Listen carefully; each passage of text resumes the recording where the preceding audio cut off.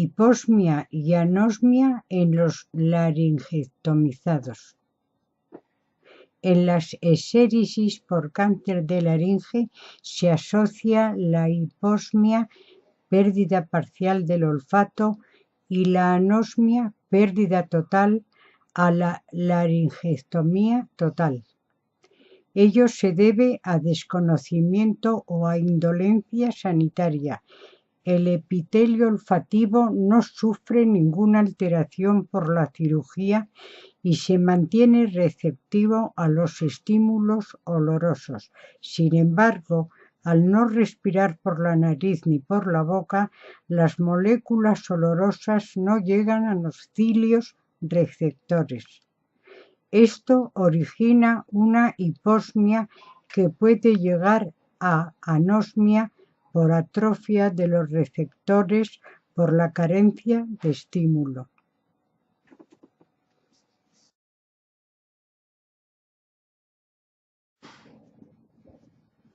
Alteración del olfato y del gusto. No son iguales en su resección ni en las consecuencias todas las operaciones de laringe. Tras la intervención, en diferentes grados y por lo general temporalmente, puede ser afectada por su pérdida o disminución la capacidad olfativa. Otra consecuencia posible, también normalmente temporal, esta debida especialmente a la aplicación de radioterapia, es la alteración del sentido del gusto, en unos casos también por su pérdida o disminución, y en otros por la intensificación de los sabores fuertes, salados, picantes y ácidos. El olfato y el gusto en su origen. El olfato, junto a los otros sentidos, vela por nosotros, dando a nuestro cerebro la información necesaria para movernos en el mundo que nos rodea.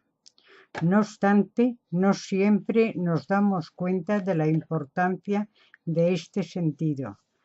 La historia de este sentido empieza hace casi 3.500 millones de años, cuando durante la aparición de la vida en la Tierra, las primeras células desarrollaron ya un sentido químico para percibir la información que les llegaba de su entorno.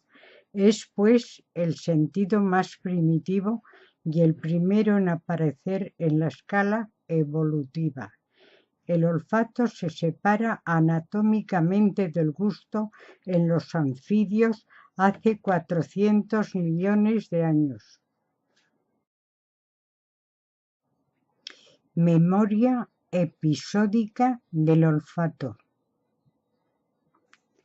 Matilde Otero Losada, del Laboratorio de Investigaciones Sensoriales del Hospital de Clínicas de la UVA e investigadora del CONICET, manifiesta que el olor se emparenta con las sensaciones y los recuerdos. Dice, el nervio olfatorio ingresa directamente en el cerebro y envía la información a los bancos de memoria que se encuentran en el hipocampo. Allí se almacenan los datos objetivos, mientras que la amígdala es la que tiene memoria de las emociones.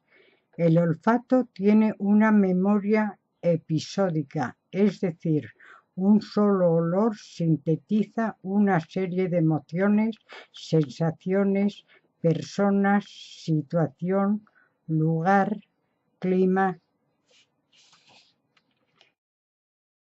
Secuelas de la anosmia. Gloria Beach manifiesta, normalmente esta secuela no es mencionada ni es tratada, si bien la anosmia puede causar inseguridades en la vida diaria de las personas como por no oler el humo si hay un incendio, ni oler el gas si hay una fuga.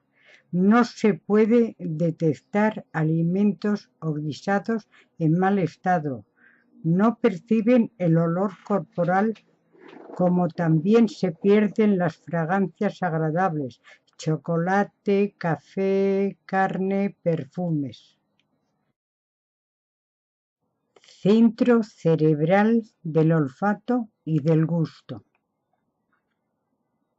Al olfato, el más sensible de nuestros sentidos, le basta que pocas moléculas olorosas lleguen al epitelio olfatorio para que el sistema nervioso transmita a su centro cerebral las señales recibidas y éste pueda distinguir miles de olores.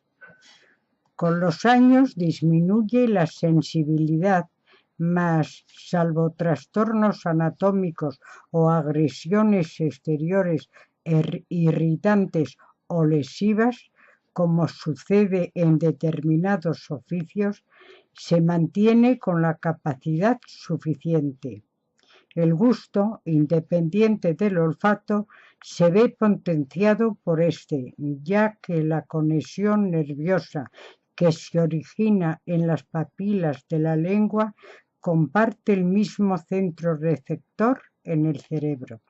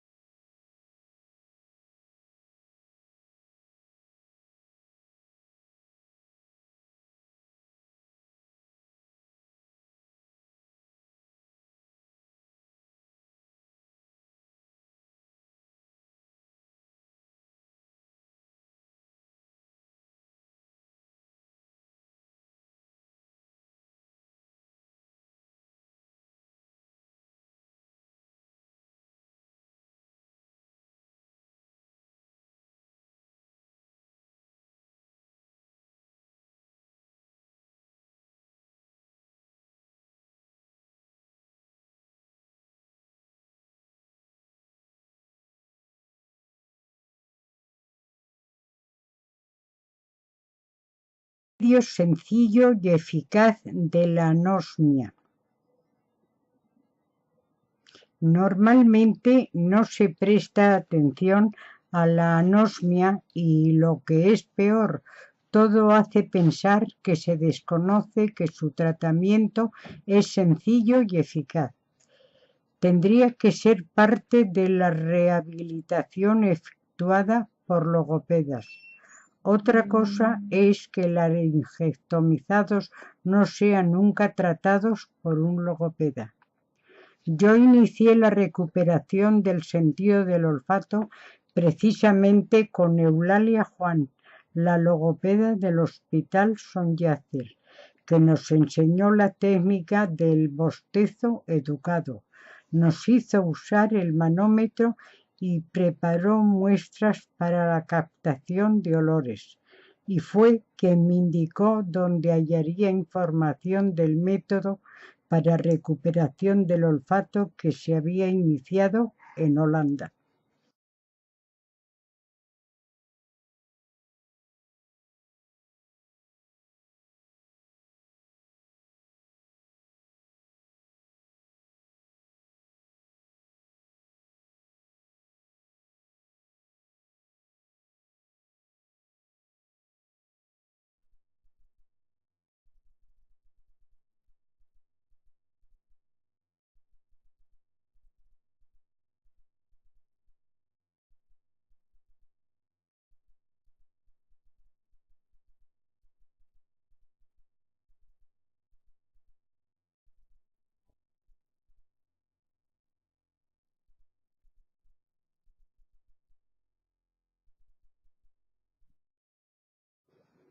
Maniobra del bostezo educado.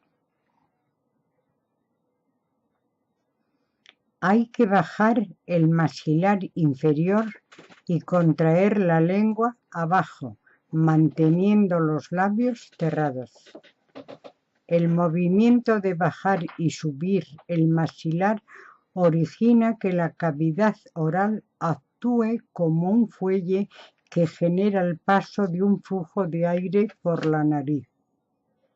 Con esta maniobra el aire transporta las moléculas olorosas a las células olfativas y las estimula.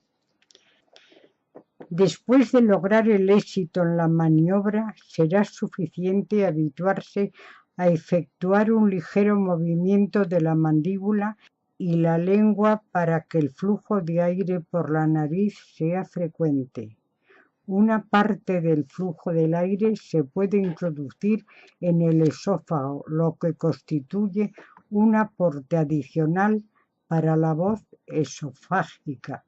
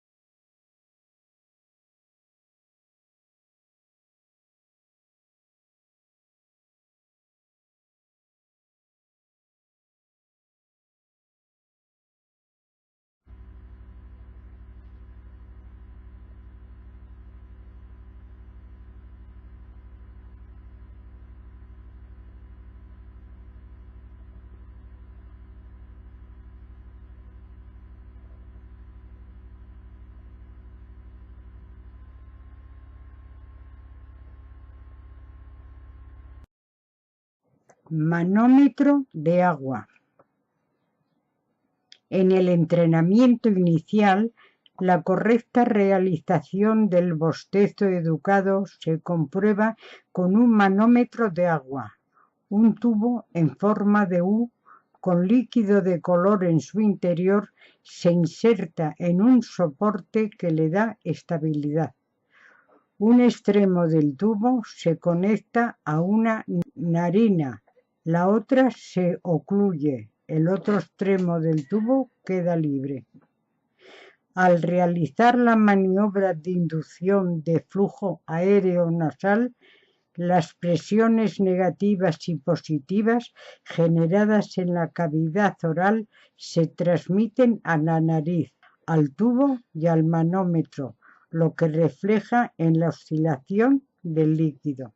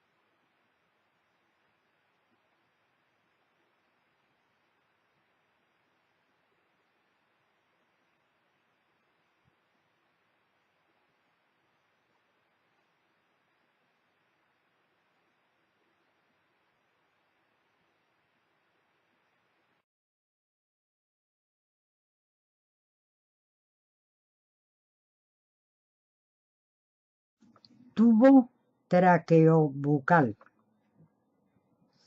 El bypass laríngeo, así lo describe el otorrinolaringólogo José Manuel Morales Puebla, es un tubo que conecta el traqueostoma con la boca del paciente de tal modo que al inspirar el aire entra por las fosas nasales. De estas pasa a la boca y de la boca a través del tubo a los pulmones. En la expiración, el aire hace el recorrido inverso y así se genera un flujo aéreo nasal que permite a las partículas olorosas estimular el epitelio olfatorio. La técnica de inducción de flujo aéreo nasal consiste en la generación de presiones negativas y positivas en la cavidad oral mediante movimientos bucales.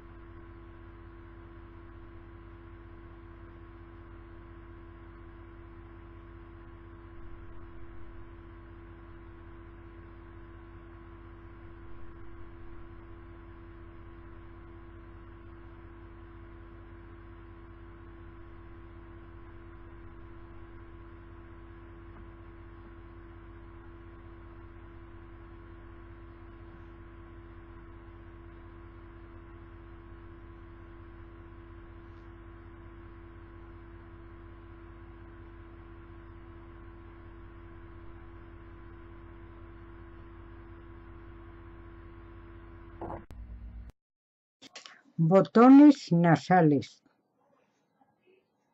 El extremo de los tubos que tengan que aplicarse a las narinas, sean de manómetro o para otra maniobra, conviene que lleve un botón nasal. Se ajusta la narina evitando la fuga de aire y evita que el tubo penetre en la fosa nasal, pudiendo lesionar el interior. Si no se consiguen hechos, se puede hacerlos de las maneras que se muestran en las imágenes siguientes. Una gasa doblada y enrollada al extremo y fijada con esparadrapo es un recurso útil y desechable.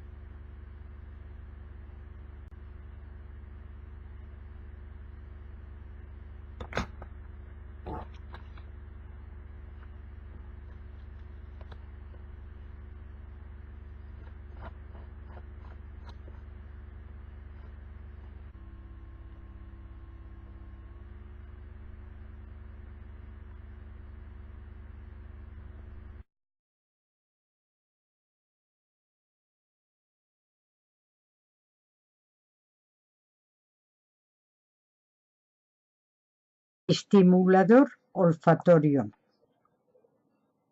Insuflar aire aromatizado a la cavidad nasal estimula la receptividad de los cilios del epitelio olfativo y evita su atrofia.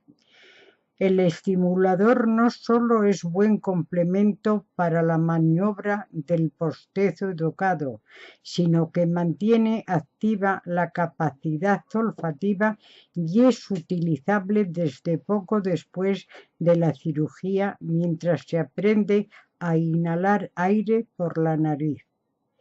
En el frasco se puede introducir algodón impregnado de líquido oloroso, hierbas aromáticas y porciones de fruta u otras sustancias fragantes.